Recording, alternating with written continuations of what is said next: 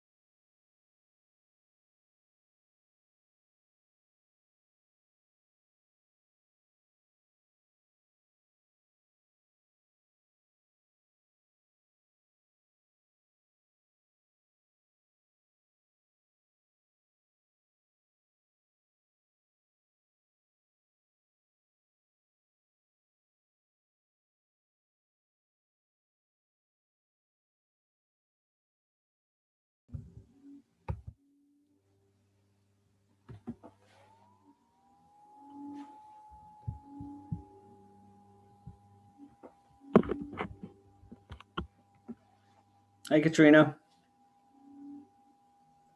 Hey, Will. I was just saying that we'll start at 5:15, so. Yeah.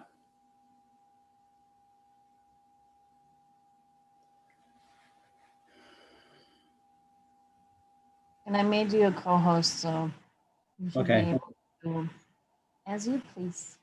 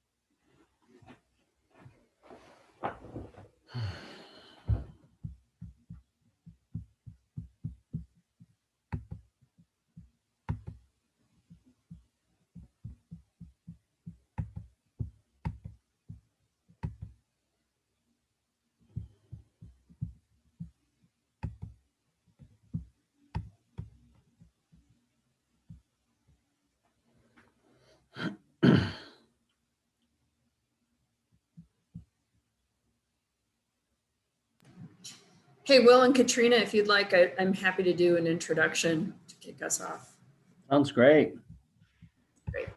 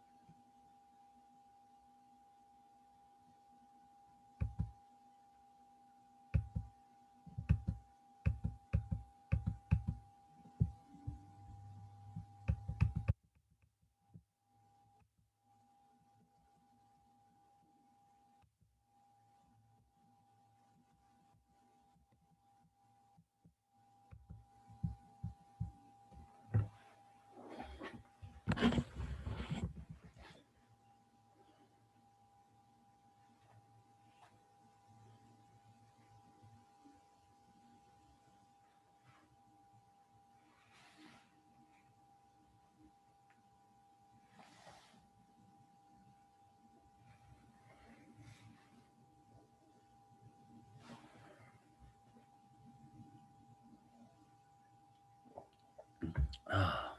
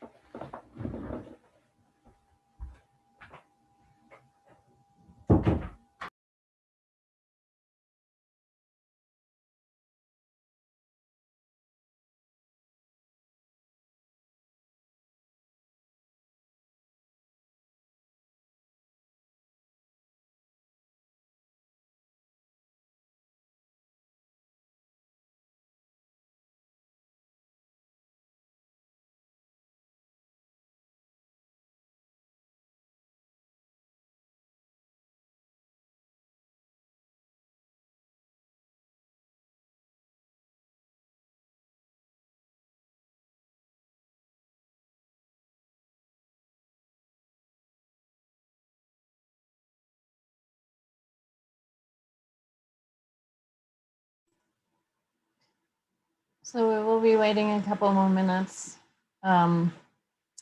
So far, we did not get a lot of people, but we hope that they trickle in a little bit. But we'll wait until 5:15 and then get started.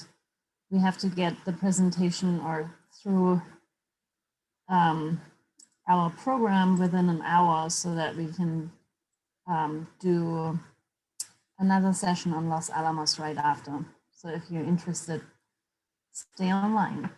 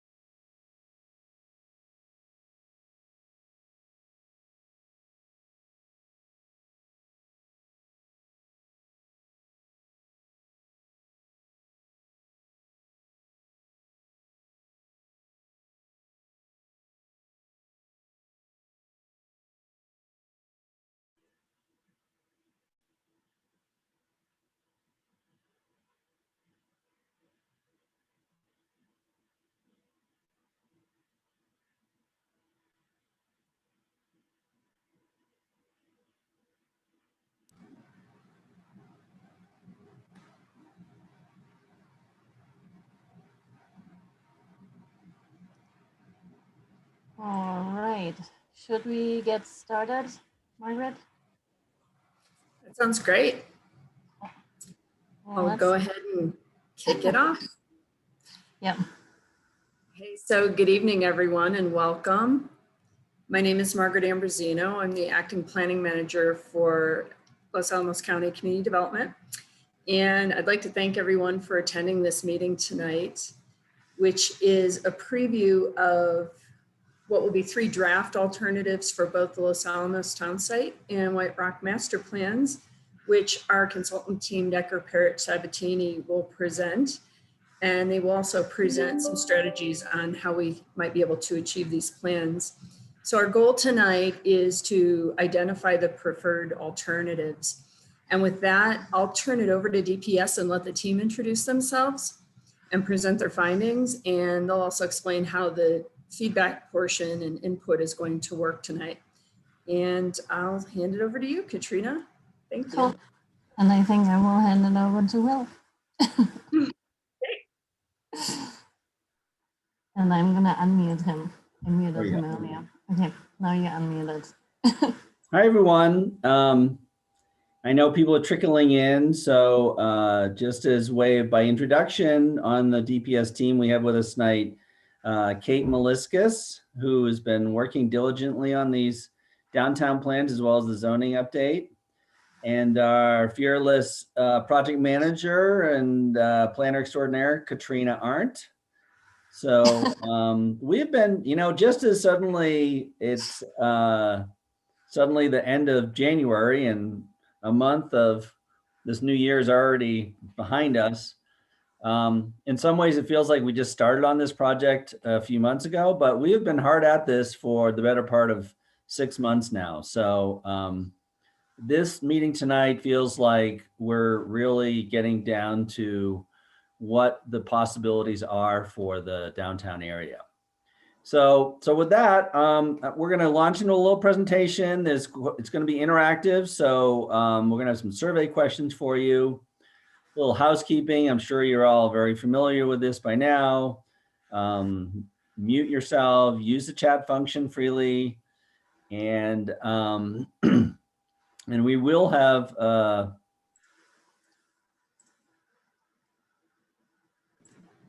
Sorry, Will.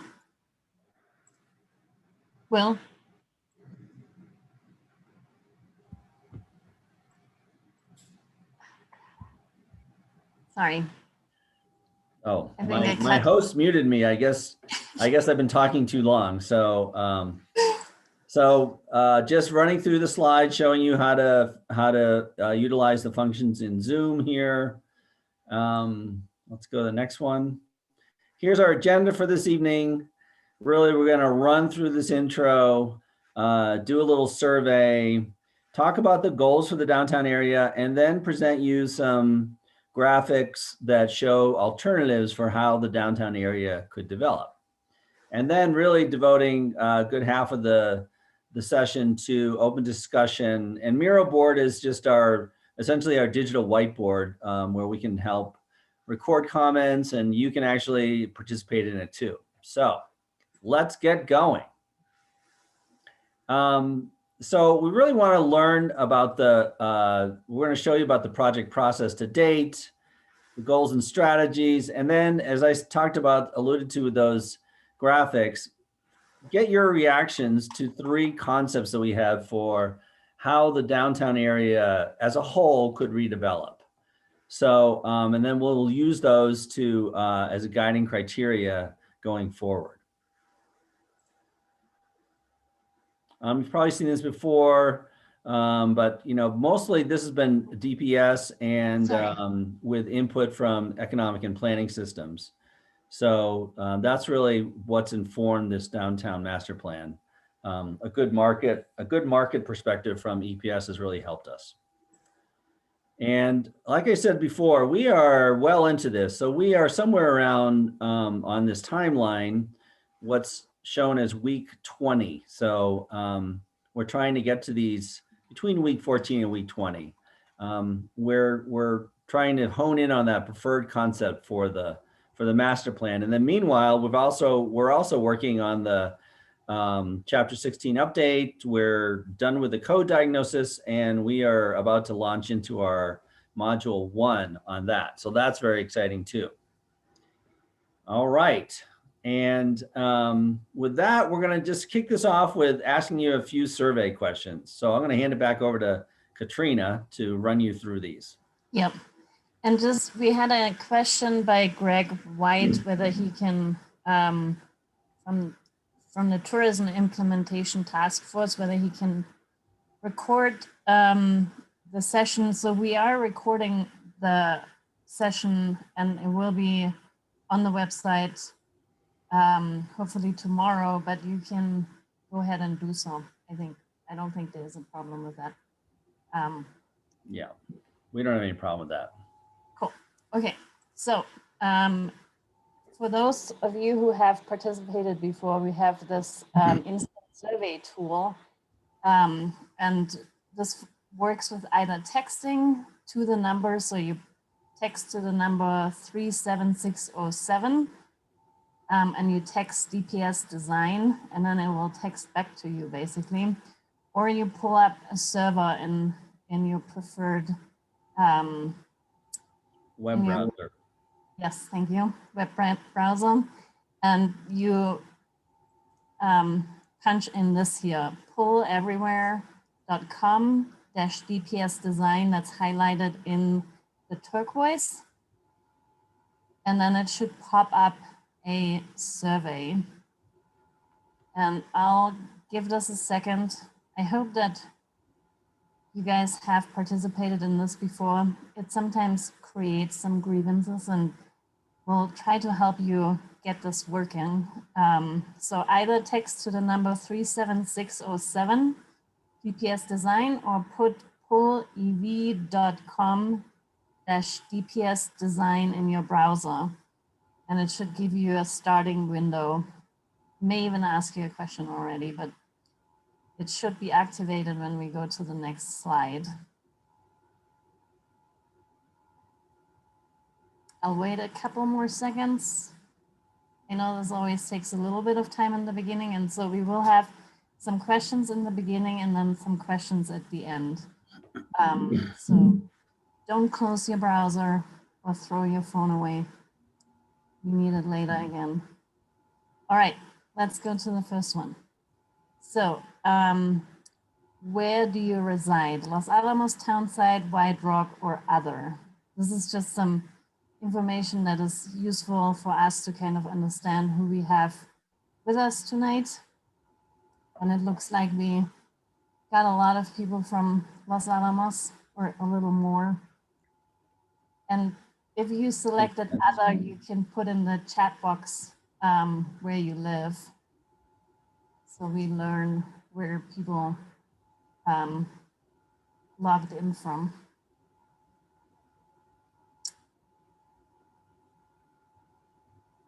All right, let's go to the next one. So what is your age range? And that is really helpful for us, because through our last meetings, we identified that there were really no young people participating. And so we added a meeting with the teen center, high school students and middle school students. And that was actually really, really cool. And it may set a precedent for the future to involve our youth a little more, hopefully. It was really interesting, and we will be talking about that in a little bit more. All right, cool. Looks like the teen center and high school students will show up, but we'll maybe go back to them. All right, next one is, have you participated in one of the Los Alamos County Downtown Master Plan public meetings before? So we just want to see how many reoccurring participants we are getting, or whether there's anybody here that hasn't been part of it. That helps us to frame the discussion a little better. Looks like everyone's a seasoned veteran. Phew, that is awesome. Cool.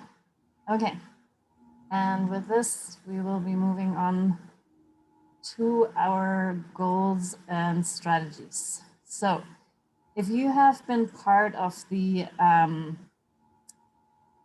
visioning session and also of the design workshop, we have been trying to identify what the goals and strategies for the downtown areas will be. And during the visioning workshop, we ran through all of these goals that initially came from the comprehensive plan, and then we added a bunch of elements that we picked up during the visioning workshop from you that you sent us. And then we had a draft on the website and a survey out where people participated again, and we got a ton of feedback on this. And so these ones are our draft goals and strategies for the downtown, for downtown White Rock.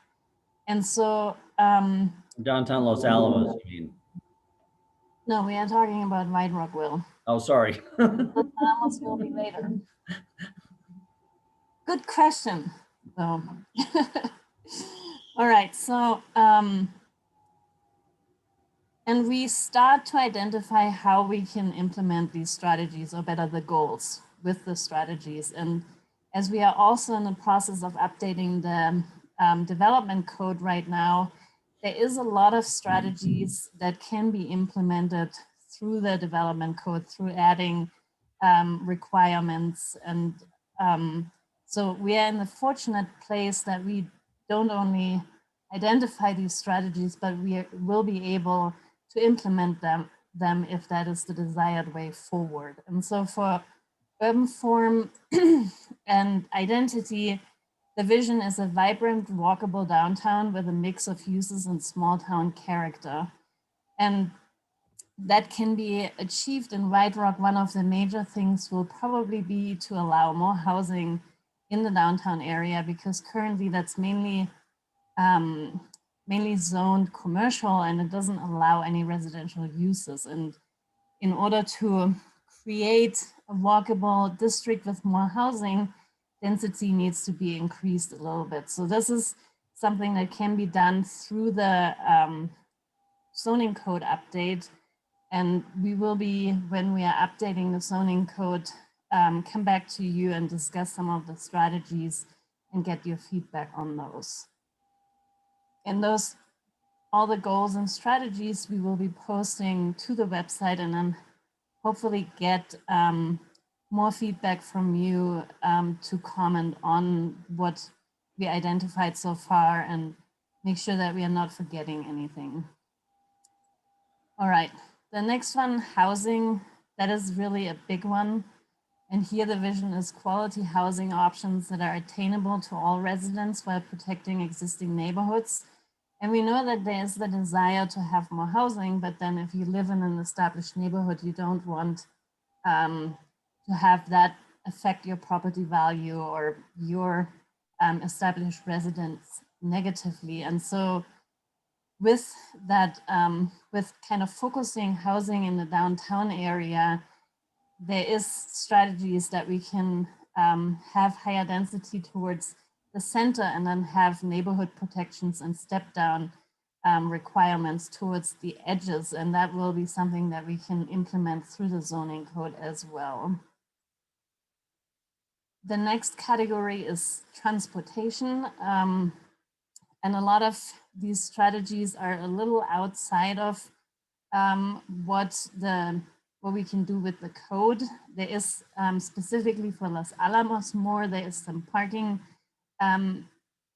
ideas and strategies that we can implement that will help or will facilitate some of the goals for Los Alamos. In White Rock, we don't have the same problem with too many surface parking lots.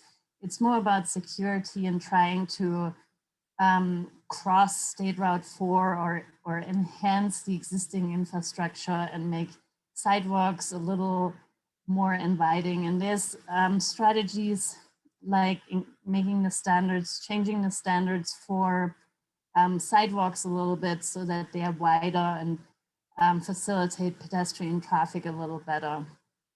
And then obviously there's a lot of discussion about mobility and the connectivity between downtown and Los Alamos, or like areas that people want to go to. And right now there's not the seamless connectivity. So working on that and improving that.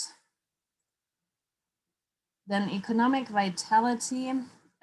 Here the vision is a vibrant downtown district with an environment in which local businesses can strive. And we have gotten a lot of comments from people about wanting to support local businesses, to have more local businesses in the downtown areas.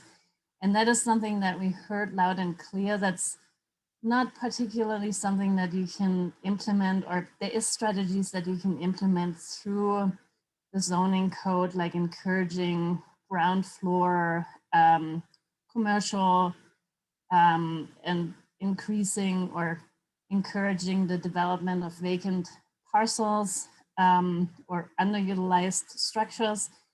But there's also a lot that needs to be done with economic development. So some of this economic vitality strategies are a little outside of what a master plan can do. We can identify strategies, but we will have to have them implemented through other means, not the zoning code in this case. And then the next one, public spaces and streets. There was the desire expressed that downtown White Rock doesn't really have a identity yet, and that a lot of people don't see it as a established downtown area.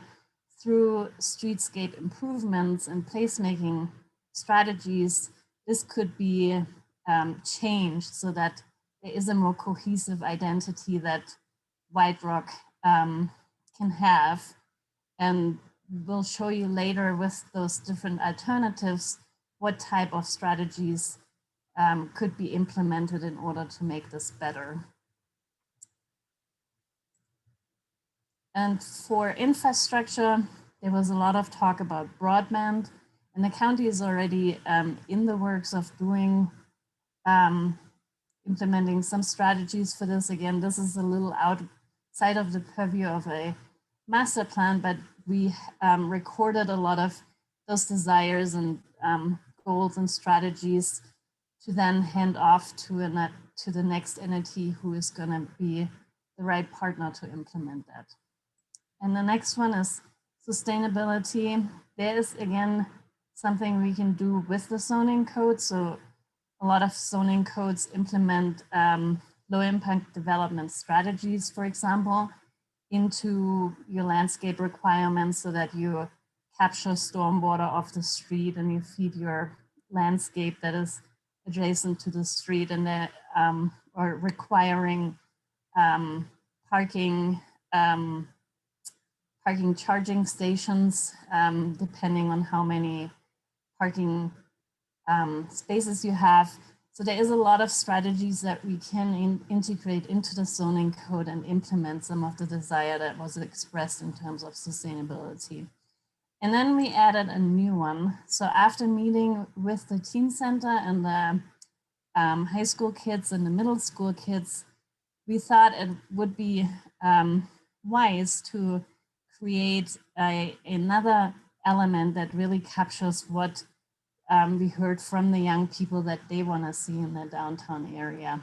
And a lot of what the kids were talking about was really, and I'm going to show one of the exhibits that we created during the meeting. So a lot of what the kids talked about was that there isn't enough activities for them downtown, that there isn't enough outdoor seating and like grab and go places for food. And there was a lot of talk about food and coffee. But there was the desire expressed that there's just like the public spaces that exist or future public spaces really need to consider what the young people want to do downtown. So that then led us to have these goals or the vision to have a downtown district that integrates youth center activities and promotes small local businesses that feature outdoor dining and indoor entertainment and outdoor entertainment. All right, so these were the goals. And I know these are, you could probably not read them all. We will have them on the website, and we hope that you can look at them and just give us feedback on those. And now we are going into the alternatives, and I'll have Will take over from here. Thanks, Katrina. So we have three alternatives to show you on, and these are intended to be graphic representations of what could happen in the downtown area. And just to orient you, because I know that some of you are more familiar with White Rock than other places, that kind of purple line that cuts from the top right-hand corner to the bottom left side is State Road 4. And then there's Rover and the other streets that are coming off of there. And then on the sort of far left side, on the other side is Mirador. So, so this is just meant to show one concept for where it really focuses on public improvements. And as some of you know, the White Rock implementation plan from about 15 years ago, 10, 15 years ago, was a great example of that strategy, where it resulted in the development of the library, senior center, upgraded public facilities in White Rock. So, and along with the fire station and the visitor center. So this strategy really focuses on things like that the county can actually do versus what could occur on privately owned property. So it really prioritizes things like enhanced pedestrian crossings, and really trying to improve the walkability and the access to the Cañada del Buey Arroyo, and then strengthening Longview Drive. So so really all these, and then a little bit of infill housing and a few select sites that are ripe for redevelopment. And so these are just some of the examples. These are examples from other places, obviously, of some of those street crossing features in those middle photos on the top there, and some more kind of visitor-oriented establishments that could really cater to the big influx of visitors that you have in White Rock that are there to as a stepping stone up to Valles Caldera and to the national park. So these are just some images to give a sense of what we're thinking there. And then the next image is on infill. You want to talk about this one, Katrina? Yeah. So, and the alternative one also included, as you saw, some commercial and residential development, but that mainly happened on parcels that are more or less controlled by the county.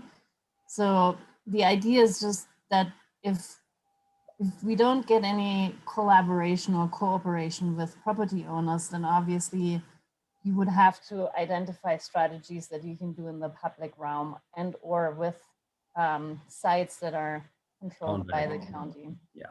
And so the second one here is more about infill. So we are assuming that we get some kind of cooperation, and we identified areas where there could be more housing, more mixed use development, and identified a central gathering space, which was something that we heard a lot in White Rock, that there's just not a space like Ashley Pond where people go and where there's events and where you can have fairs and food trucks and stuff. And so the desire was to have this little public space identified here in the middle, and then start creating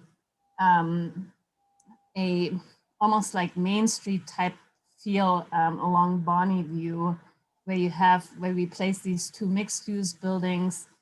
And then the idea again is that the picture with the string lights is kind of an easy way to create an atmosphere and a sense of place. For example, if you place these buildings somewhere, and you can even do it without buildings, and you have these string lights go across the road, it really creates like a sense of arrival. And then have these examples of like public spaces where people can gather and food trucks can be staged. And then again, some examples of like low to medium, high density townhouses slash multifamily housing, and then some mixed use buildings. So with ground floor commercial and upper floor housing again. And you want to do this, Will? Yes. So then this third one is really a combination of the two. So it's saying, what if we could do some public investment in White Rock and also spur some investment on the private side to redevelop some of the lots and develop some of the vacant lots. So it's a lot of the elements that were in scenarios 1 and 2. with a little more focus on strengthening, the straightening of Bonneview and the addition of a roadway between Sherwood and Bonneview. So, so creating a little more of a connection in the downtown area. And then this is that version of that. So and just to be clear, the pink here is what would be proposed. So those would be the new structures here. And so you can see there's quite a bit of new development on the kind of south side of White Rock there. And we're showing Mirador as a done deal, the multifamily over here on the other side of State Road 4, but it's something that's been approved, but it's not constructed yet. The multifamily development on the other side of State Road 4.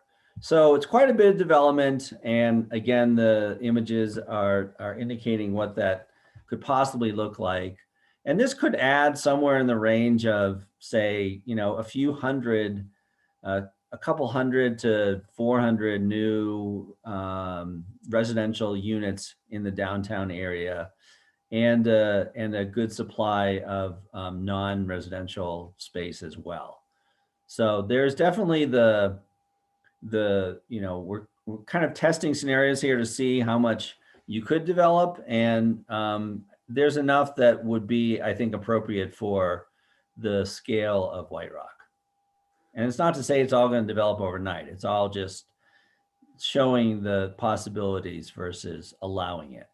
Yeah. And there's also, we identified an area next to the visitor center as kind of an area for tourism focused commercial, micro commercial businesses, which we also heard a lot about, that there needs to be smaller spaces that are affordable and kind of increasing that supply. And then on the bottom, we are showing a pedestrian overpass, which that is expensive, but we are in the planning stage, so we can definitely dream big, because State Route 4 does create a barrier, and to bridge that, that could be one way to do so. All right. So I think that's all of our slides. So we'd like to get your feedback on this. Yeah, and so you can either raise your hand or unmute yourself, and I guess let's do the raising hand. That's more orderly. And all right, looks like Greg White. I see the first one I see is Greg White. Yeah. Kate. Hello, can you hear me? Yep. Yes. Hi, Greg. Okay. I've mentioned this before in terms of the town site, but in discussing White Rock, I think it would be a good addition also. And then next hour, I'll bring it up for the town site. But there's a lot of gearing by the county towards tourism around our history of being the place where the atomic bomb was manufactured. And I think it would be good, in White Rock, if there was something that attracted visitors' eyes visually, as opposed to having to go into the visitor center, of the history of White Rock. Something that, kind of shows as somebody's driving down Route 4 that, initially White Rock was a camp for the workers building Los Alamos, and, then maybe get people, citizens and other visitors that have been here before and stuff that might bypass the visitor center to become more interested in the history of White Rock. And increase our tourism in White Rock by things kind of centered around how that history, how it was a work camp, and then it was annexed to Los Alamos, and then it officially became known as part of Los Alamos, etc. Thank you. Sure. Thanks, Greg. Let's go to Patrick. Yes, I had a quick question. I did not see any mention or hear any discussion of the proposed MRA in White Rock, and I wondered if that was taken into consideration, and if so, how that was implemented into any of the three alternatives. So we Yeah, have go. the MRA has the same boundaries as what we are showing here. So we were taking that into consideration, and then we have some of the goals and or strategies are pointing back to some of the tools that the MRA can provide to help revitalize White Rock, the downtown area. So yeah, we are aware of it, and it was taken in, or is being taken into consideration. And if there's anything, Patrick, you think that we can add to it, we're happy to integrate that into it. It's a great point, and we definitely don't want to forget about the MRA, and in the implementation section we will absolutely feature the MRA and leverage those tools. Okay, thank you very much. Sure. Who else, Katrina? It looks like those are the only two hands that are up right now. Is there anybody else that has any comments? I know it's not a lot of time to run through this within an hour. And maybe go back to the hybrid graphic, just because it's a lot to absorb, and I think it's a good, we're definitely, it's not the only chance to give input on this. We'll have it on the website so that people can look at it at their leisure. Yeah. Katrina, it looks like Lauren McDaniel asked which of the three options are you recommending the county proceed with for White Rock, and why? I think it's in my humble opinion, I think it should be a hybrid, because we can't expect this hybrid version, which we call hybrid, is quite extreme, with like punching through another road, and that is probably something that is harder to implement. So I think having a lot of the placemaking strategies integrated is really important, just because those are easy things to implement, or easier because they can be county led. And then really identifying targeted parcels for redevelopment.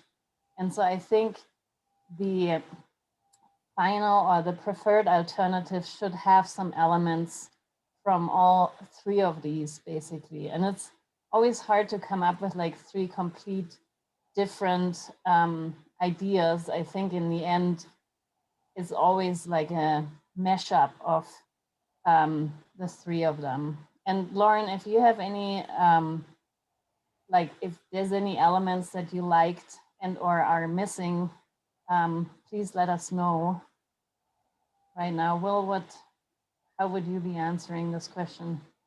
Well, I'd say the point of the meeting tonight is to open the door to suggestions for how to generate a preferred strategy. So Yeah. we've taken a shot at it, and now we want you to scrutinize it and say, well, I don't know about that block, or I think you could add something over here, or so yeah. But I do agree with you, Katrina. It is difficult to generate three really distinct, different concepts. They're all variations of a particular concept. And Okay, more hands. We got Addie. yeah, Jacobson. Addie, go ahead. You got to unmute yourself. Yeah.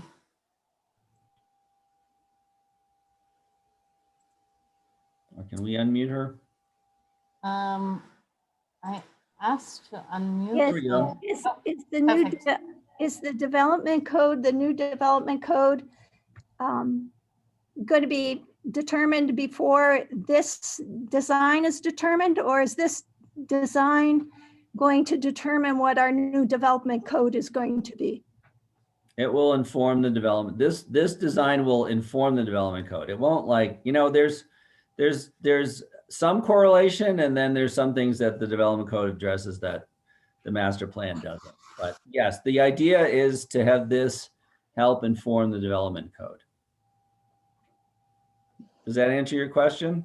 Yes, Thank you. It looks like David Jolly asked for the 3 slides to be shown on the screen quickly. Of the 3 alternatives. Yeah, I believe so. Yes. Yeah. So this is the first one that kind of identifies more of the placemaking I strategy. haven't gone back yet, Katrina. It's just still showing open discussion. Oh, sorry. Okay. I There you- apologize. There you go. I was under the impression you guys saw my screen, but I guess I had shared Yeah. another screen. All right. Sorry about that. Yeah. I was like, yeah. So this one here is the lower intensity, more focusing on placemaking strategies and smaller scale development. And then the second one is the infill, where we strategically infilled some areas and added this green space. And then the third one is where we punch another road through and add a lot more development along it, disregarding kind of what is there right now and assuming that we have the freedom to do a lot of things.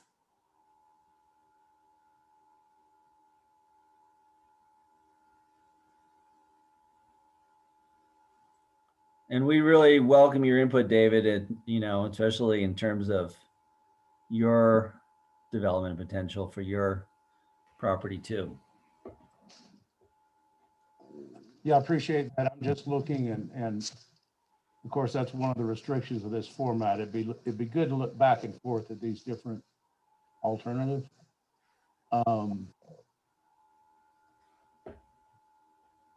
And I'll probably do that on the website later and maybe make some comments. Yeah. I know. Cool. This makes me wish we were out meeting out in White Rock and not in this temperature, but being able to look at these and really connect them to the actual place. Nice. Yeah. Yeah, we will upload everything to the website tomorrow morning, and it will be under the master plan tab on the upper menu. We'll have it under this meeting tonight.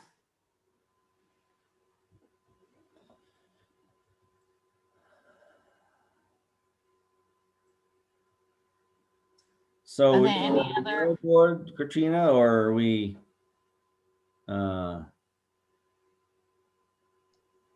good? Looks like we Yeah, have another question from Kent Kramer.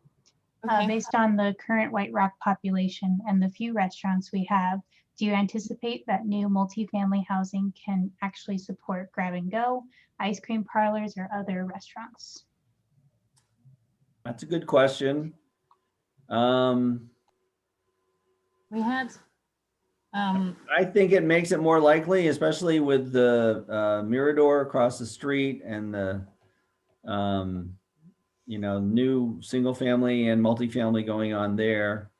I don't think it takes that much new in terms of permanent residents to help support additional small businesses there, because you kind of have a captive audience in a certain way, because you know, you either go somewhere in White Rock or you're going to drive up the hill over to the town site. So I don't have a number though, like that, you know, 100 new multifamily units would support an ice cream parlor. Yeah, we have in the design workshop, I think we had a couple of slides that were talking about the math behind how many households you need for certain uses. We can bring that back and then identify how many units we would be adding through different strategies and whether how much commercial that would be supporting.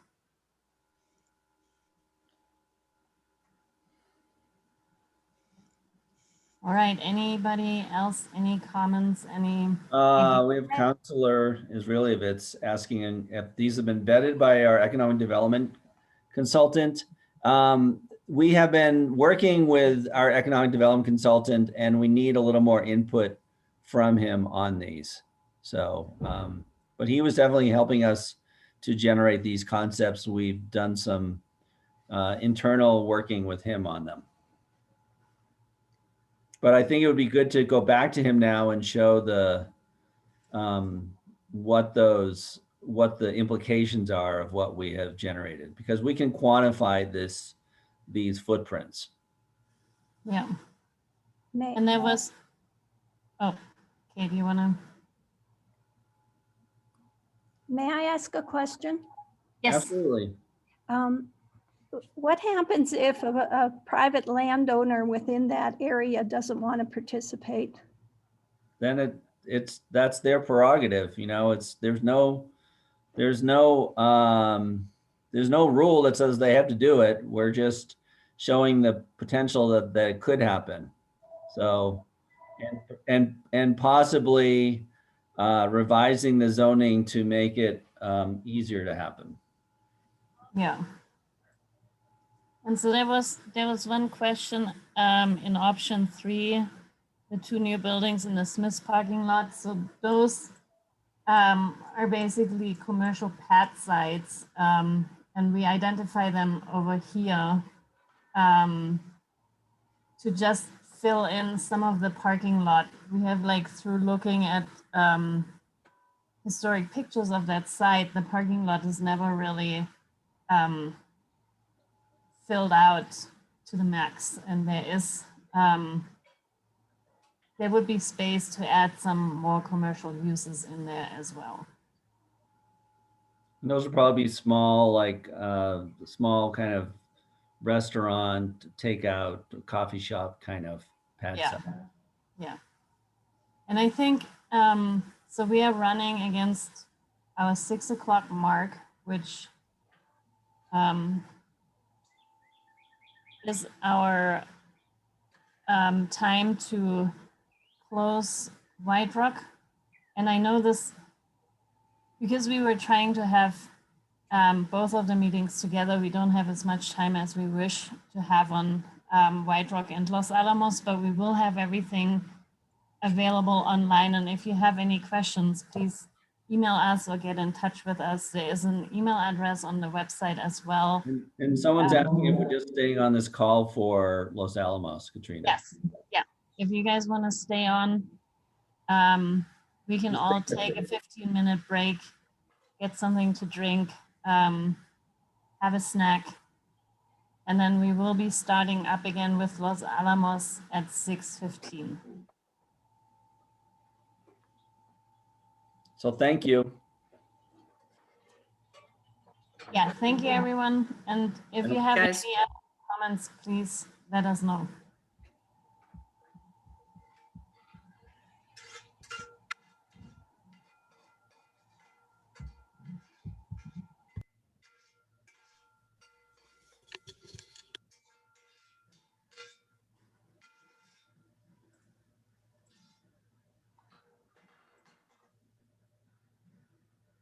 Kate, can you watch the waiting room a little bit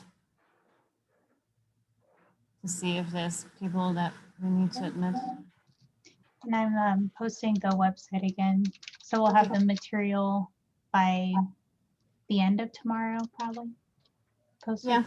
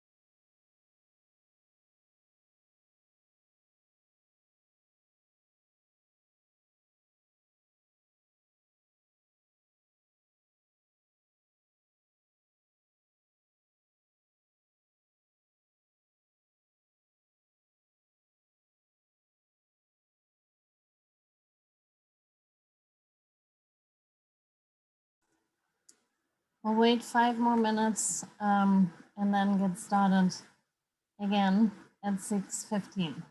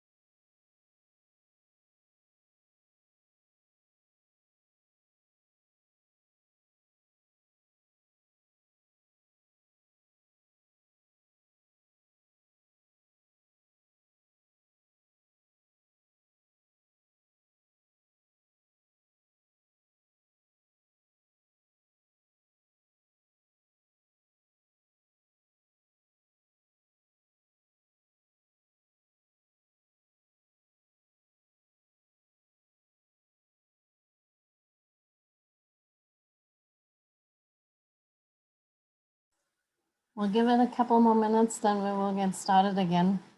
And it looks like that we have mostly the same people online as we had earlier, so we will be skipping a couple of things that we don't have you go through everything again twice.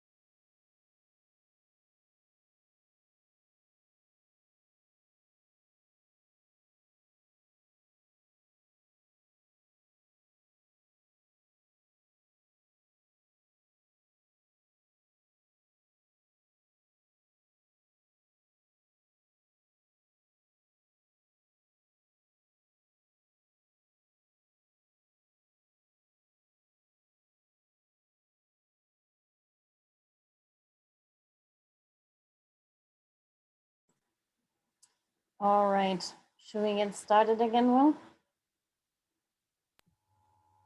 Sure. And Margaret, did you want to say some words or? Hi. No, I don't think we need to. I think we got the same group here. So welcome back, everyone. I hope you had a refreshing break, and we're all really excited to see your really hard work and in-depth community feedback for our Los Alamos alternatives. Yeah, and we will be skipping over the beginning slides because they are the same. And you already heard those, so we don't have to do the housekeeping. You know how to chat. That is the outline. And the goals of the meetings haven't changed. Team is still the same. And the timeline is still the same. If there's anybody new that would like us to go into more detail, put that in the chat box. Most everybody on the Zoom meeting is still here from the last hour, so we are saving them the pain. And we will also be skipping over the survey questions because we just did those. We are flying through this presentation in no time. And all right. Okay, strategies and goals. And I'll try to keep these fast. Again, these were informed by the comprehensive plan, the visioning workshop, and the design workshop, and the follow-up surveys that we had.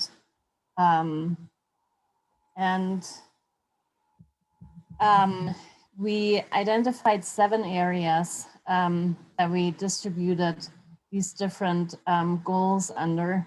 And we drafted a vision that was informed by the different goals that we received through the outreach to date. And for Los Alamos, for urban form and identity, the vision is a vibrant, walkable downtown district with a mix of uses and a vibrant main street catering to all ages, tying together existing assets and honoring the unique culture and history of Los Alamos.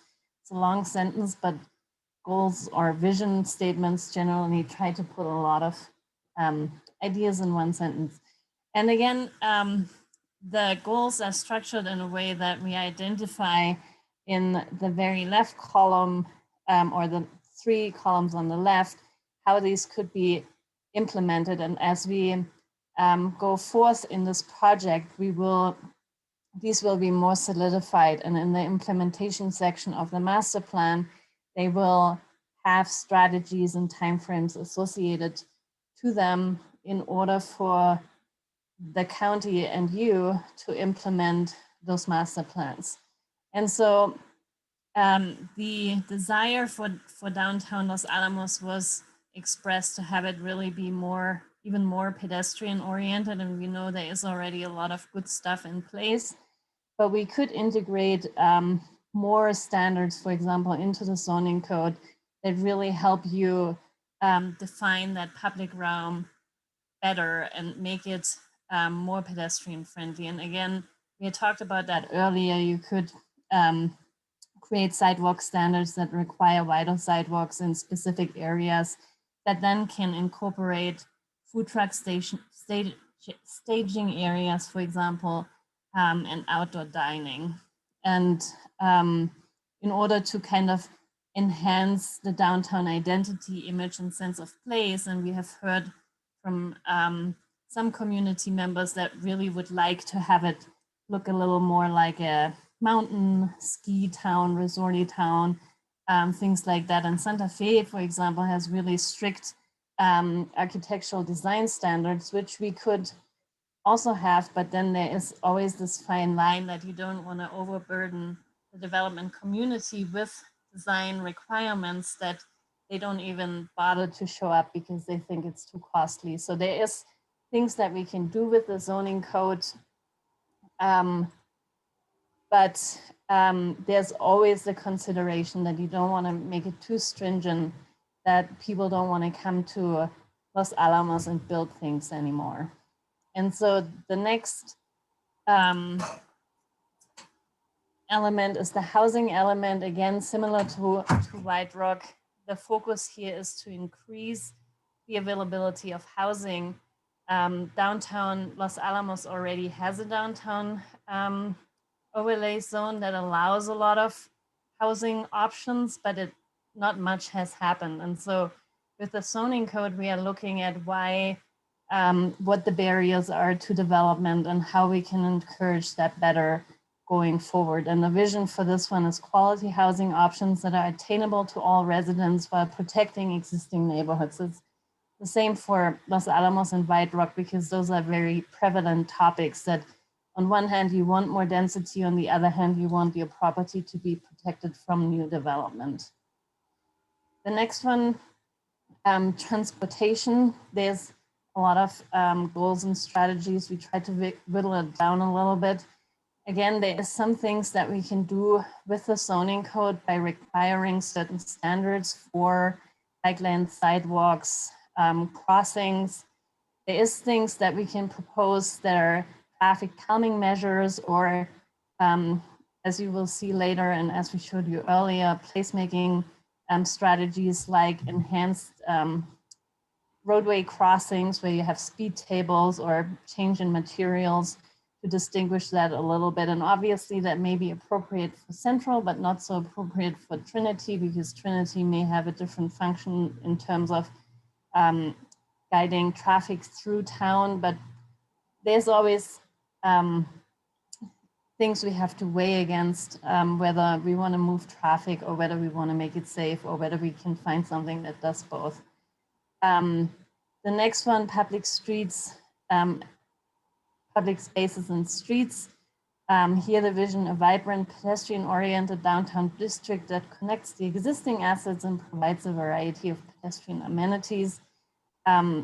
We have heard that your existing infrastructure is pretty good along Central, but there is lacking pedestrian infrastructure, for example, on Trinity and on other roadways. And so focusing on those other areas outside of Central also, and creating a more cohesive landscape palette and design requirements will help improve that greatly.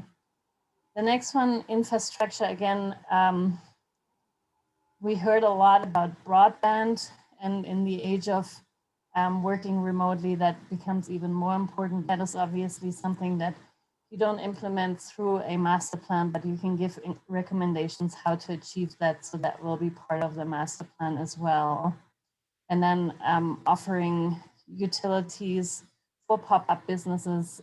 We heard that also, that food trucks, for example, need access to plug-in electricity and to offer that and have that available. The next one, sustainability, is similar to White Rock, again, to integrate sustainability measures into the downtown area. And again, we can achieve that through the zoning code in various ways. Economic vitality. There were some specific ideas, for example, that CB Fox could serve as a venue, as an entertainment venue, or be turned into something that serves the community. And I think there may be some ideas with the county also that are going to move forward. And we also know about the old movie theater that's vacant now, that could be repurposed to something that the community can use. And then we could include strategies, as we were talking about earlier, that create standards in the zoning code where you discourage first floor office uses and you try to have them be more commercial. Yeah, all right. So next one, youth-centered.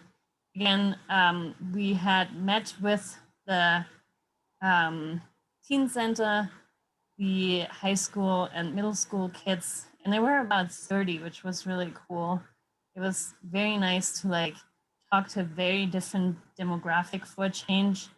And they were really focused about having more age appropriate places to go to and hang out within. So we added these to our list of goals to make sure that we are aware of those. And then this was the mirror board that we created during that session. There was really a lot of discussion that was really good. One that I really liked was the idea of like an art wall in like an alleyway or a pedestrian wall where kids could go and draw stuff and be creative. But they had a multitude of awesome ideas, and we will be uploading what we heard from that meeting to the website, and it will be under the master plan tab for you to look at and read through if you like. So, and again, these were their goals. And with this, we'll go to the alternatives. Great. Thanks, Katrina. And so, you know, the scale of what's possible in downtown Los Alamos is a little different than what's the potential for White Rock. There's just a lot more development space, and the scale is just a little more intense, or could be a little more intense. So, but we have similar alternatives. So let's go to the first one, the placemaking alternative.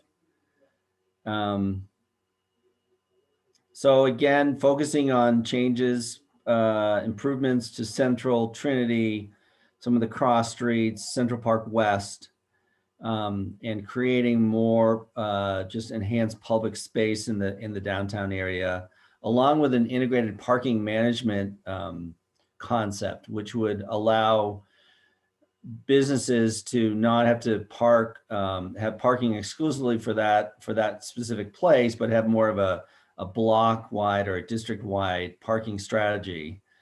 So you, like in other cities, you park in a parking structure or in a parking lot, and then you go to your various destinations.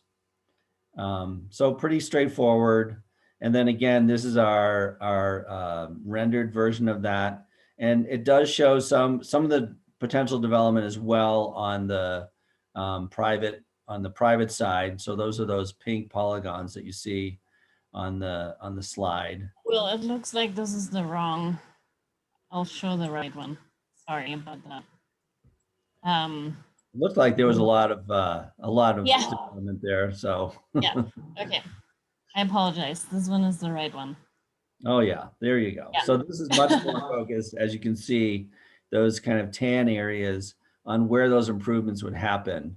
A lot between 20th and 15th Street and Central Park West, creating more of a pedestrian spine, north-south pedestrian spine through Central Park West and down to Central Avenue, along with some proposed public improvements right at the junction of Central and Trinity. Yeah. So our next one, the infill. And this one just shows, Will, how these different spaces could work. So that parking lot that's currently in front of Starbucks in El Parasol, there could be a public space that doubles as parking lot and could serve as plaza for staging food trucks, for example. And then again, the idea to have placemaking features implemented, like string lights going down all of Central, having different paving patterns and maybe speed tables. And then there was also an idea to maybe temporarily close Central and use it. And I know that's happening during like the Science Fest, for example, but like have it serve as a pedestrian mall every now and then. Yeah, sorry, Will. No, thanks. That was good. Good addition to the slide. And then, yeah, on the bottom here, you can see how if you have a little more sidewalk, you can utilize that, for example, as a staging area for food trucks, or you can utilize some of your on-street parking for parklets. And in the age of COVID, I think we all have experienced how important outdoor spaces are and how valuable they can become if we are in a situation like this. All right, I'll go to the next row. So the infill alternative, again, kind of takes advantage of some of the underutilized parcels, and assuming this would require some kind of collaboration between the private and public sector in order to achieve the vision for this here. And it also looks at enhancing some of the connections east-west and north-south. And then it also identifies a couple more areas for potential parking structures, because if we could add a parking structure, then we could eliminate some of the surface parking and put that to a better and higher use. And we have the park and ride at the Smith's parking lot as well. Yeah. Oh, look, it looks like they were switched. Okay, I'll go to the mirror board again for this one.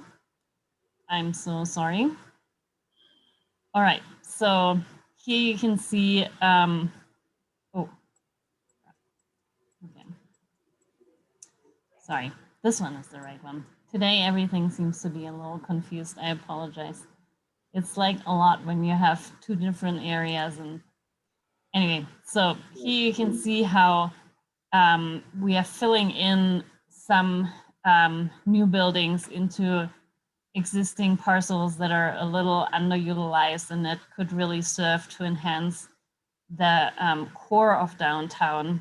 We added a mixed-use building up at Central Park Square and engage the spaces around it. Those could be little plaza areas that serve for outdoor seating and food truck staging, possibly some little markets or whatever.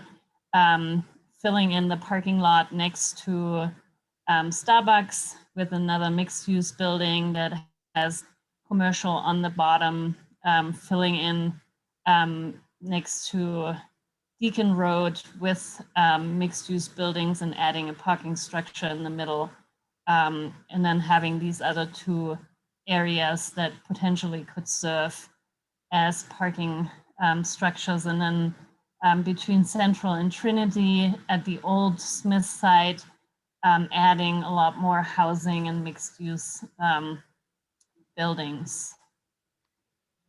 All right, well. And I think just to remind people, when we say mixed use, we generally are talking about some examples where you have some non-residential use on the ground floor and then residential above. Yeah, and there's two examples on the top here. They can be 2 or 3 to 5 or 6 stories. We see a lot in smaller communities that are generally 3 stories. So you have 1 story of commercial, 2 stories of residential on top. We also, in this concept, added an incubator space where we heard a lot about wanting to have space for small commercial enterprises that currently have a hard time finding good spaces. And so potentially there could be a building that facilitates that. And then there's also the parking structures don't have to be standalone parking structures. They could be parking structures that are lined with housing or a mixed use building. So that would, the parking structure would basically be in the middle, and then you have a liner of a building that goes around the parking structure. And this one here is in Durango. And it fits pretty, it's not like super overwhelming. Sometimes those can be like 5 to 6 stories and they feel a little more overwhelming. And then obviously adding different type of higher density housing, and they can be townhouses or multifamily houses. All right, Will. All right. So then our third one just combines these public and private investments in the downtown area. with a little more intensity than the infill scenario. So again, trying to reinforce connections between Trinity and Central, really revitalizing and animating Central Park Square, and making good connections to Ashley Pond, and really, but also really respecting the historic character of Bathtub Row, and making sure that that is something that is accessible and really celebrated in the downtown area. So let's go to the rendered. Again, a lot of the similar footprints, and these are, you know, one strategy we have on these is we're not trying to say exactly what is in all of these little footprints, because we're not trying to say that you should put a dry cleaner at the corner of 15th and Central. It's more indicating the capacity to build new square footage in the downtown area on a particular block, and then allowing the market to decide what's really the best product to put there. So so I don't want to go down a rabbit hole of really trying to figure out where everyone's favorite bookstore is going to go, and you know, but keeping it more general so that there's just more flexibility. Yeah. And you know, this is again something. This is a potential scenario and showing what could happen on various blocks. We really want your input in terms of what you see as being realistic, or even a little more ambitious, a little more aspirational, and figuring out what it is that the key kind of interventions for the public to make, and on the private side to really make Los Alamos an even more successful downtown place. And this option will basically follows what the old downtown master plan that was not adopted proposed in some ways. They had a roadway basically going through from Central Park Square all the way down to the rim basically, and we turned it into a pedestrian mall basically. So this is not open to vehicular traffic, but to pedestrians, to generate a space where they can safely walk, where you can have outdoor dining, where you can have that wall for art for the middle school and high school students, and then create another pedestrian mall on DP Road and line it with commercial mixed-use buildings. So basically that you get more people living down there. And by doing that, obviously we are filling in a lot of parking areas. We would have to offset it with some parking strategy. And one of them is to add a parking structure. The other one is to have down here where Smith is some kind of park and ride facility where you park once and then you get picked up by a circulator bus and you can get driven to the downtown area. And so there's a lot on this, and again, these are some examples of what some of those products could look like. Slightly more, showing a slightly more intensive scale of development on these than what we showed for White Rock or for the infill strategy. Yeah, and this really suggestions. Yeah, and this guy here is just another example of one of those parking structure liner buildings. This one here is a lot more intense, obviously, but you can see how the parking is basically tucked behind the building, which kind of makes it a cool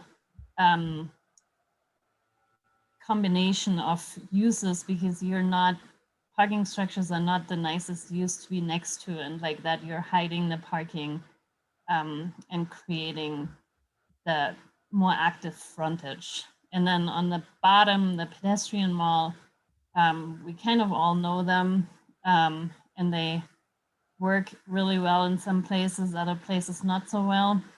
So we need basically more people to be outside and frequent the businesses that are located there in order for them to be vibrant. And then another example of kind of a plaza space that could be created in that little corner where the Starbucks is.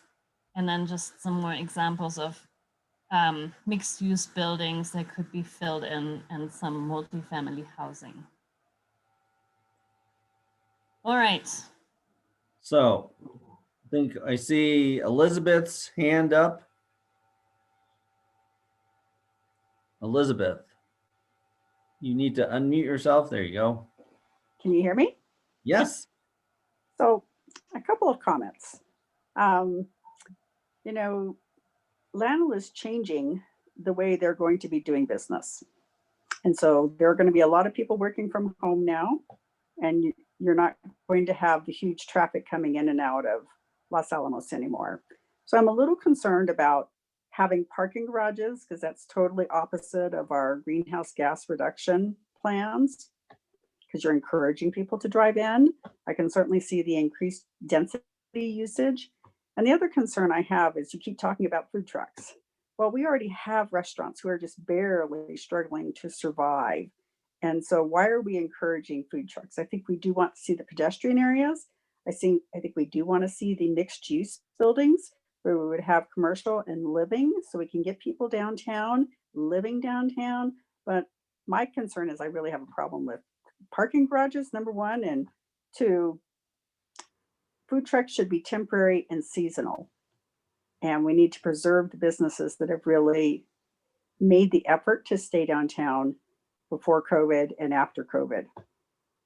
Great points. So I share your concern about parking structures. And you know, parking structures, they are expensive. So it is not, I think, the top priority, but it is a way to change the parking dynamic so that it's not every lot has to have provide the parking on site. So it changes allows for a much more urban character. And I appreciate the comment about Lanel and the changing dynamic of the workforce. And I think that could result in more people being in the downtown area because you know, you want to get out of your house and socialize with other people if you're not going to be up at the lab. So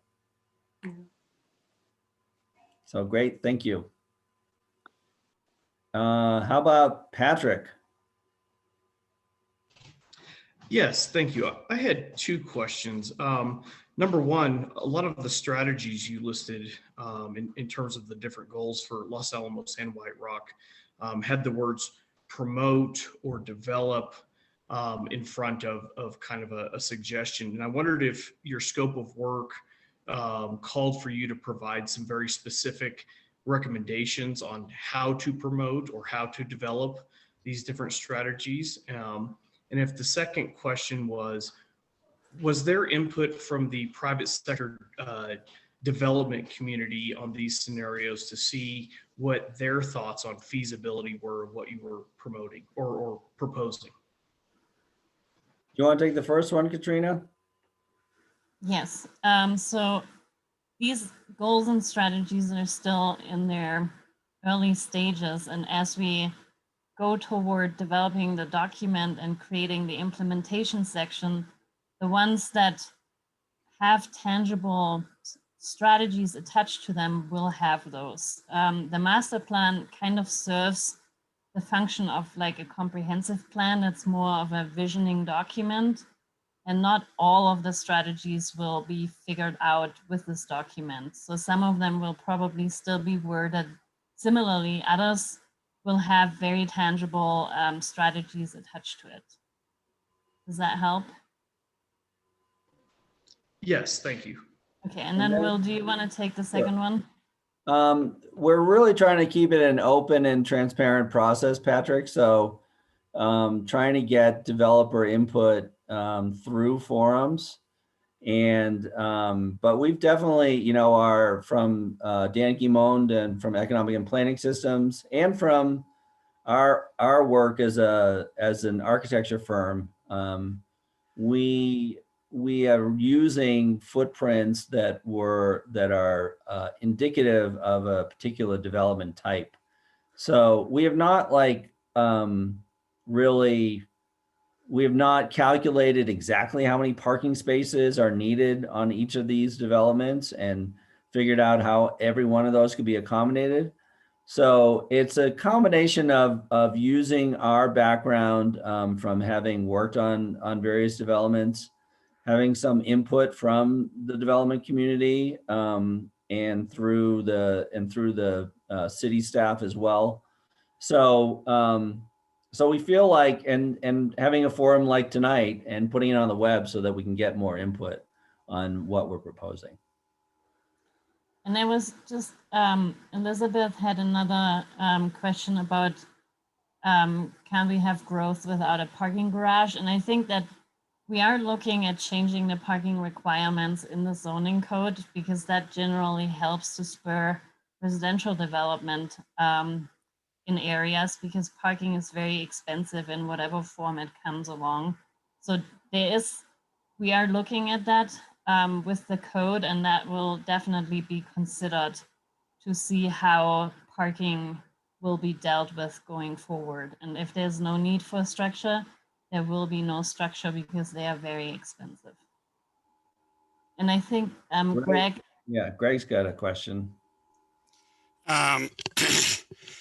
Well, first, let me address the Lano situation. I would have thought that the majority of their employees would continue to work from home, but going by their last presentation to the county council, I think back in the beginning of December, they were bragging about having built several parking garages and basically planning on bringing back 90% of the personnel that are currently working from home. So I think once COVID's contained, we're going to see a great uptick in the traffic through town going to Lano.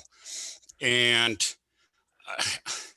a lot of your ideas sound really good, but unfortunately, they're not realistic due to two main factors. One, the county would have to spend exorbitant amounts of money to either rent or purchase what is currently private land.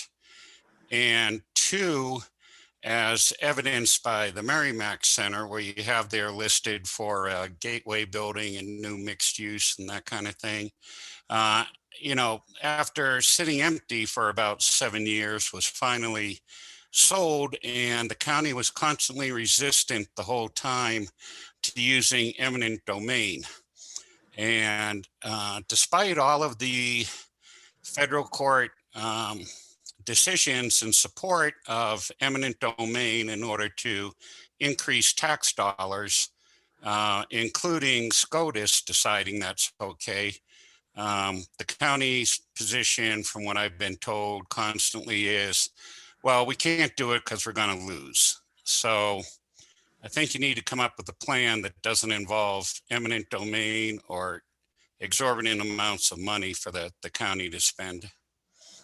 So I'm a little, just a point of clarification, Greg. We're not proposing that the county do this development. And, you know, this is like on Merrimack, that is indicative of what we think is feasible to develop there on the private side, not the county footing the bill for that project.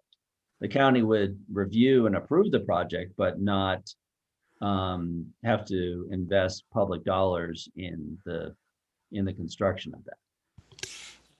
Okay, I get that. It's just that as far as I've seen in my 9 years here, the county's not really willing to tell private developers what they would like them to build somewhere, let alone do anything to encourage that kind of, basically forcing the developers' hands to go along with some sort of grand scheme of things. I really wish, you know, I mean, on its surface, I love this plan. I mean, I think this would be a fantastic plan, you know, with 1 or 2 parking garages, having basically a public mall that could host different kind of events and that kind of stuff. But honestly, I don't see it. I don't see it happening. I think we're going to have to come up with something radically different that the council's actually likely to approve. I Well, think, that's why we have it out here. So for Greg, public, and going back to your question, in terms like there is strategies that we could integrate into the zoning code and or generate an ordinance that encourages vacant or underutilized properties and structures to be developed quicker. That is a way where you can try at least to push development a little more. But as you were saying, it's every community struggles with that you would like to have a desired vision for your community, but then obviously people have their properties and they have other ideas and or are holding on to it because they're waiting for the best time to develop them. And so I think there is some tools that we can build into the code that may help to develop parcels quicker, but it's still gonna rely on the private sector because most of downtown is held in private hands. So yeah. All right. Did we have any other hands up? I see a comment from David Jolly. I like the idea of working permanent improvements around the concept that on a fairly regular weekend basis, Central from 15th to 20th would convert to a pet plaza. And there was another comment from David, who was saying that the pedestrian mall at Central Square Plaza and Deacon would interfere with delivery functions of these corridors. And Yeah. that is definitely true. You would have to give limited access to delivery vehicles to facilitate that, basically. And it looks like Elizabeth has her hand up. So a quick question, why did you choose Deacon over Central for the pedestrian mall? Because it's an alley and it's generally, you know, Deacon's is a tricky little area because it does serve a lot of different purposes. It has a lot of different masters. You know, there are deliveries there. It's kind of back of house. But I think the idea would be if we did this north-south spine of a pedestrian mall, that it would enable other activities to kind of branch off of that. So it's a little aspirational. And it's not to say that Central would be, we don't want to close Central permanently. I think that's the challenge. So I like the idea of Central being used on a temporary basis as a pedestrian mall, but not to shut it down to vehicular traffic on a regular basis. But if, as Dave suggested, you did it on weekends, I think That's great. That would be great. right? We're all for Because that. you would bring the business to the restaurants that are already there. Yes. Yeah. And maybe that's just a matter of graphically indicating that too. Yeah. Can I chime in there? Sure. Yes. The idea of Deacon Street, I think about as long as I've been here, has been floated as this idea of a kind of a gateway pedestrian area.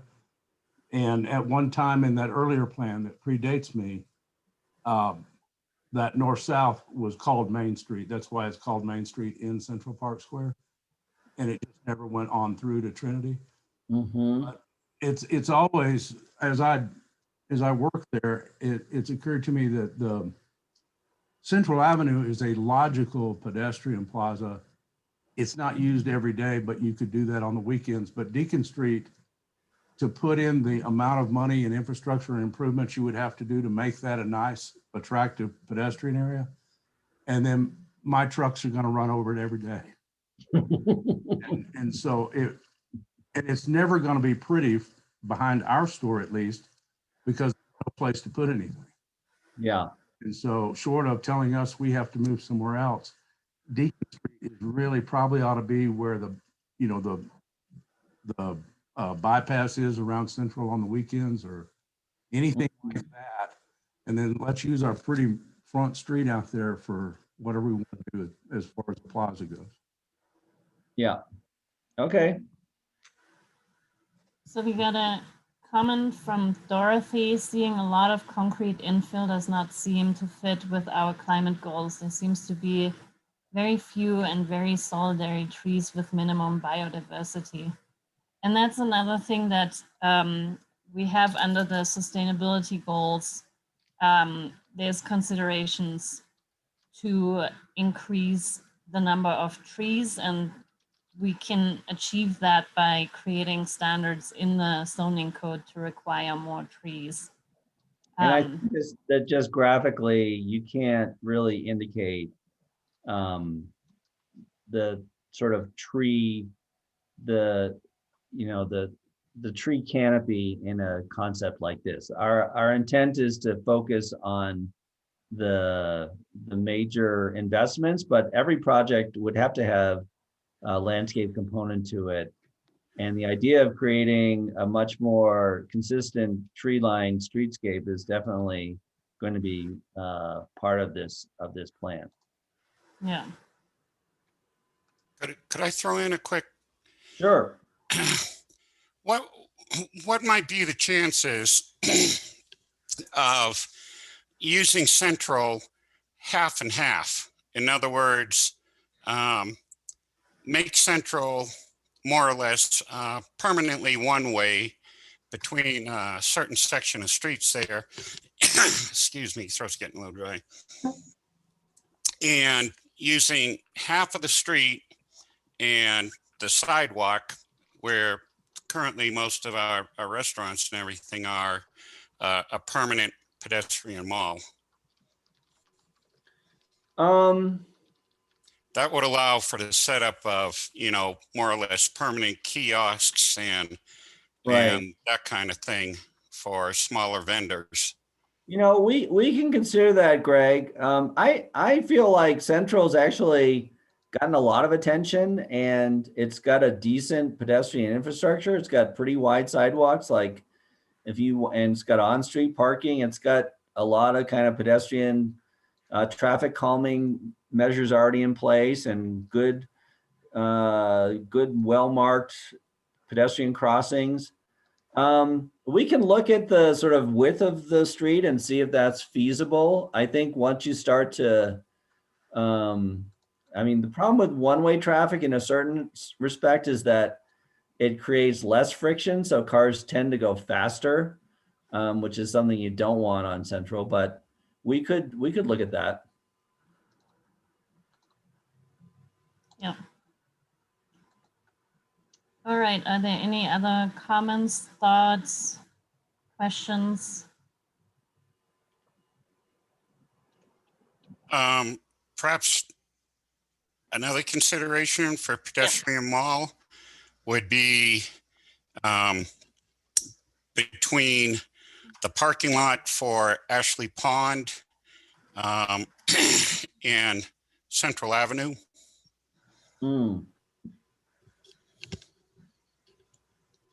Yeah. I mean, you could still get access to the current Starbucks and the other shops and offices there off of Central, and then there would still be access off of Trinity to the Ashley Pond parking and to Deacon Street, because Deacon Street and Ashley Pond kind of line up right there, not perfectly exact, but pretty close. Right. It's a good idea. Elizabeth, you had your hand up too. Yeah, I just wanted to comment. I really don't want to turn Central into one way. I think what you want is a pedestrian mall. And so when it's pedestrian, it's pedestrian. And when it's cars, but not half and half. But what I would like to encourage is the concept of the commercial downstairs and living above. But I did hear you mention 4 and 5 story building, and that I just don't think that's appropriate for Los Alamos. I really don't. I think we like to have our structures low. It's more friendly. It's more in line with having community living downtown, which I think is what we do want to encourage. But again, you know, I am not a fan of parking garages. I'd like to see the parking move outside of the area and only have handicap parking. And so I look at the parking lot that's in front of Remax and the jewelers. I think that is an area that is underutilized that could be used for more pedestrian type activities. And maybe that's where you put your food trucks or something like that for your festivals. Yeah. We also had Granted, this, sorry, go ahead. And I think we're going to have some further discussions about heights. I think that's a critical standard that we need to get right in the downtown area. So I would encourage you to take it down a couple of notches. Well, Even though you're giving up some housing, take it down a couple of notches. It'll be a lot easier to sell, and yet you're getting people additional housing in the community. Yeah. There is no 5-story building to my knowledge in this town. And maybe I missed it. But I'm not aware of any 5-story building in the town site of Los Alamos. Right. More in the lab site. But yeah, but as Tina's But saying, I don't work at the lab. I don't see that. And I don't want to turn Los Alamos into a city. I want to, we want to keep this down. We want to keep this to be a small community where people know each other and are comfortable with each other. Yeah. And I think there are places you could put housing if the county wanted to do it. I mean, they could buy the Dead Hotel down at the front end. They could buy the Motel 6. There's a lot of places where we could put housing that we haven't considered. Yeah, well, and we will generate some numbers in terms of what we think this would yield in general ballpark numbers in terms of housing, because I think that's a good indicator of what could potentially develop down here. And I'm seeing in the chat box that housing is an issue, and we are very aware of that housing is like the priority for development in downtown area. And there is, so these 3 here, Elizabeth, are examples of like lower intensity mixed use buildings. So you basically have 1 floor of commercial and then 2 stories above, and those are not as intense. And if you step them back, you can, the facade does not become overwhelming. And I agree with that. I don't agree with 5-story. 3-story, I think, is fine. You don't require elevators at that point, which drives your costs down. I think 5-story is a bit intimidating given the construction in the rest of the town. And there's another question from Kent about if we have mixed use buildings, where will the residents park? There are parking strategies for mixed use buildings that segregate the parking for the ground floor from permanent residents that have their own dedicated parking, whether it's in a structure or in a lot. Yeah. And it looks like Patrick has his hands up, and then maybe Greg. Yes, thank you. So I just wanted to make a comment in terms of height of buildings. One of the things we face here with our scarcity of land, obviously it drives the prices of land up.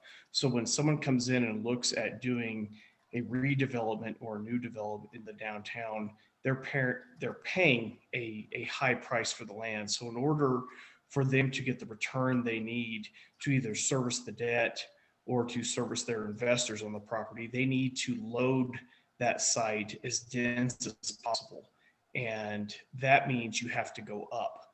So that's part of what I believe is the thinking in terms of kind of going up in the downtown, is to make a project financially feasible. you've got to load it as heavy as you can because of the cost of land, or no one's going to be willing to take on the project to load it. Yeah. I I have to agree. I think with what Elizabeth said. I don't think we really want to start getting into buildings that are taller than 2 stories downtown, other than the ones that are already in existence.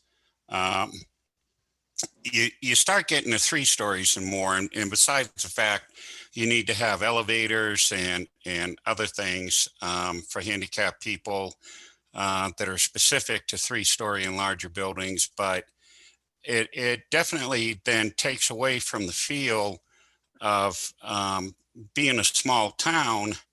And I really don't think we want to start making downtown.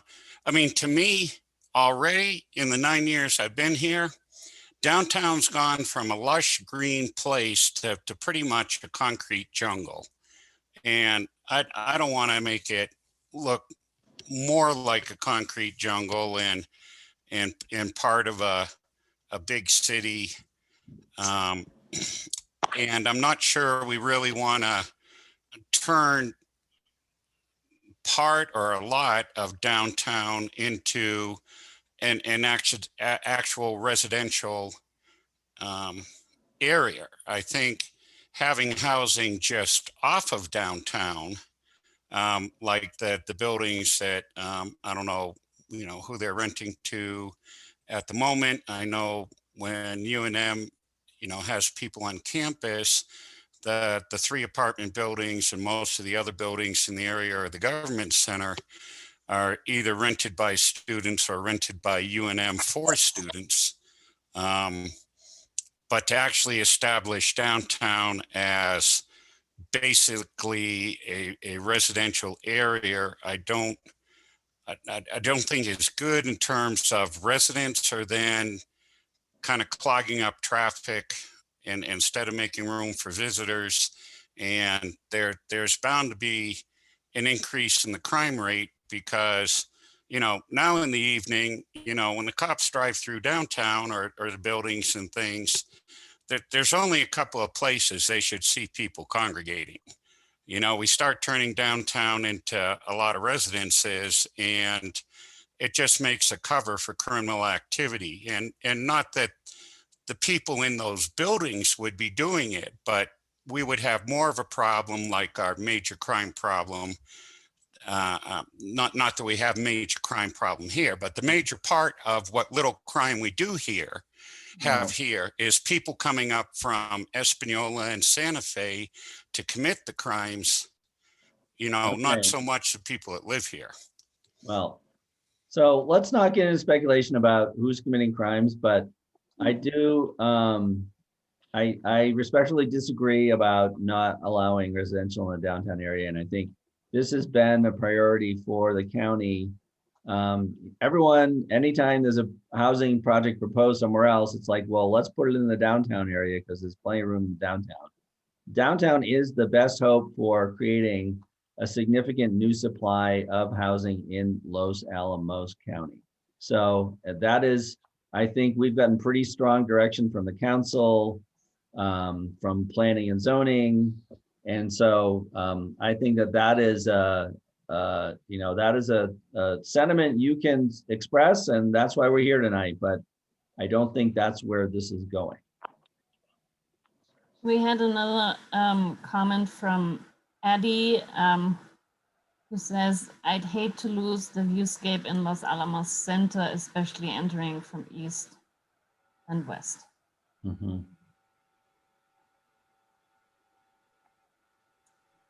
Were there any other comments, thoughts, ideas, questions?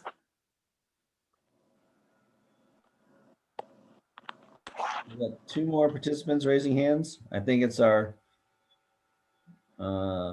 Greg and Elizabeth will give you final comments.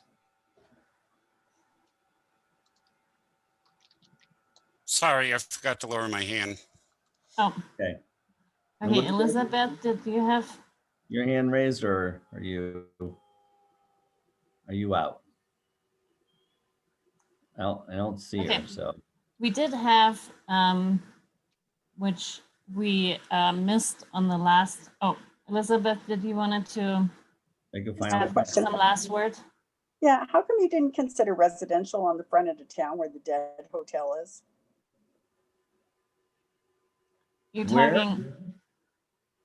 Well, we are focused on the downtown master plan. That is what we are focused on. Right, right. And how come we didn't consider putting residential down there? Isn't that part of what I see on this map? Are you talking about the old Smiths and the hotel over here? Yep. Yeah, Yes. those are residential mixed-use buildings, basically. So it's the same Oh, idea. okay. Yeah. Okay. Sorry, I misinterpreted your graph. Thank you.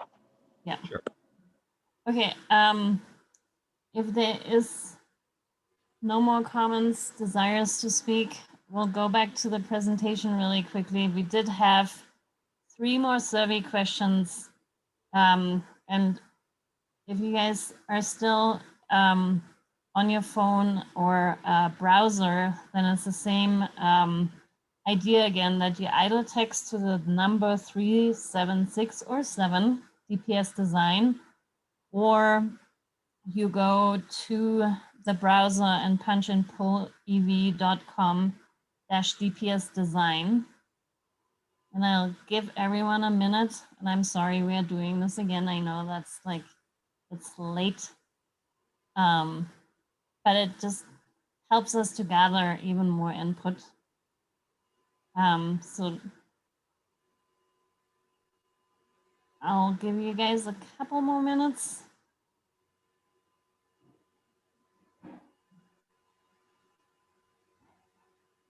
All right, I'm gonna move on to the next slide. And the question here is, which concept of the 3 alternatives would you like to prioritize? And by this, so this is an open-ended question, so you can punch in either like elements from the concepts that you would like, or maybe 1 or 2 or 3. Will, how did we intend this question?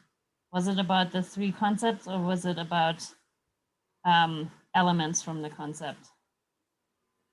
I think it's the elements, Okay.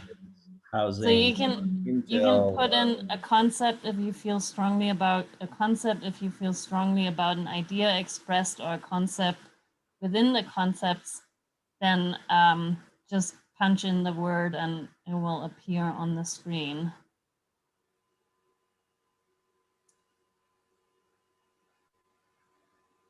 So housing and infill.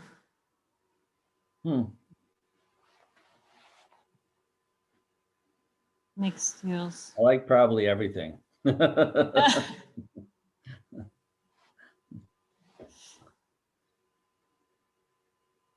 hope this is working for everyone.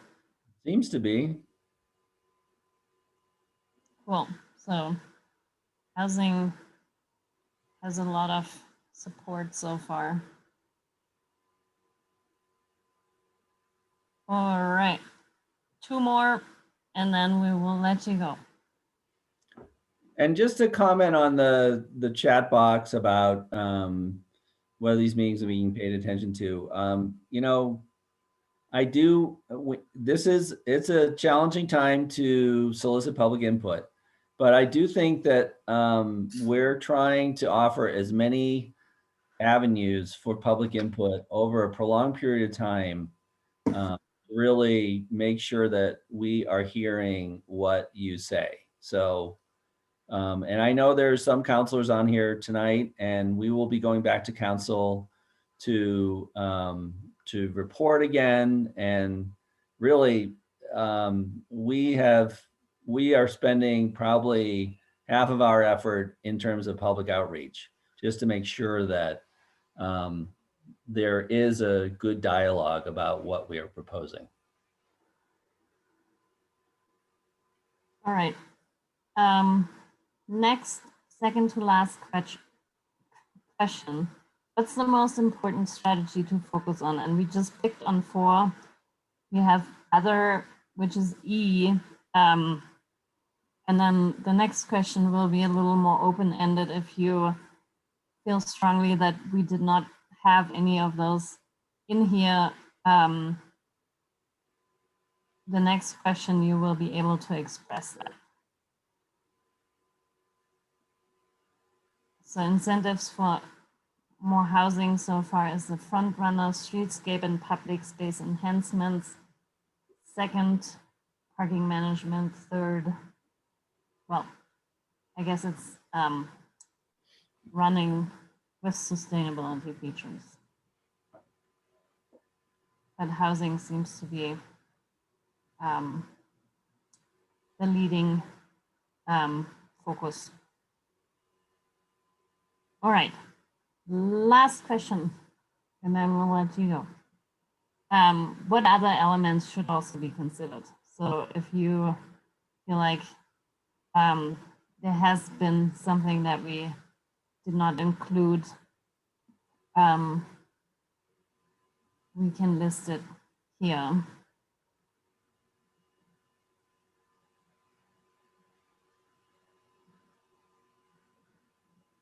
All right, maybe we got them all. Support for existing small businesses. This sounds very comprehensive. I like that. Carbon neutral district.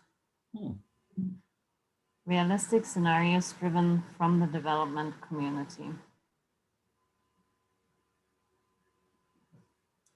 And there is, once we whittle it down to one concept, there will be more vetting for the concept and more numbers associated with it to identify that or make sure that what we are proposing is in the realm of reality.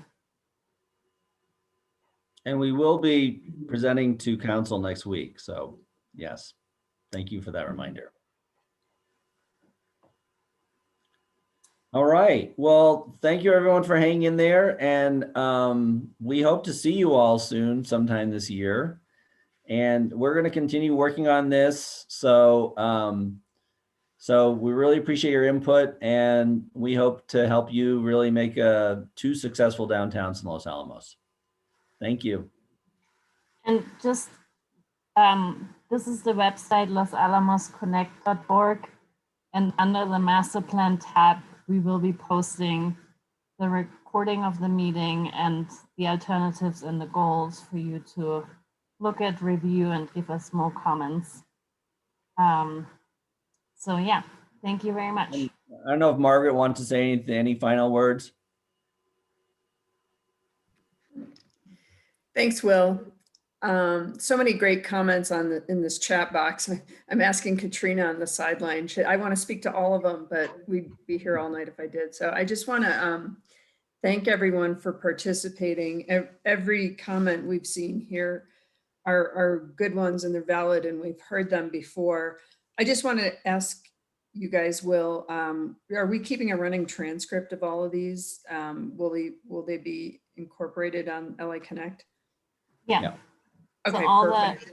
all the comments that we are getting are being recorded as well. Great. All right. Well, have a good Stay evening. warm. Thank you, everyone. We'll see you all soon. Thank you. Check the website for upcoming events.